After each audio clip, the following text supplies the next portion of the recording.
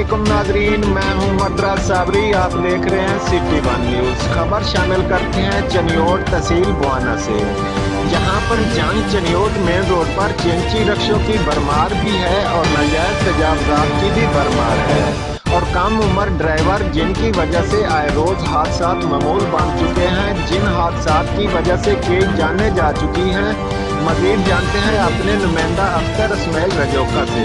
जी अख्तर इस्माइल रजौका, बताइएगा क्या तफसीलात हैं आपके पास?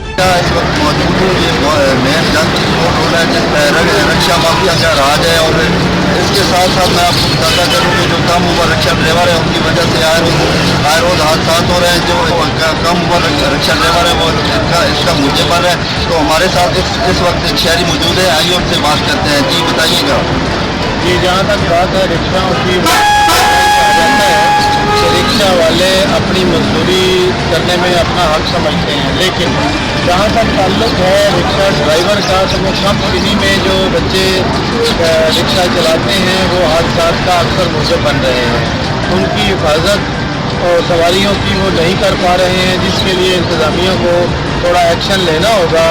और उसके साथ साथ जितने भी रक्षे हैं उनके लिए एक ख़ास जगह मुअय्यन की जाए, जिस जगह पर वो रक्षे आके खड़े करें। रोड पर आके उनकी इजारादारी बन जाती है, जिससे हादसा और ज़्यादा उसका ख़तरा भी पैदा हो सकता है।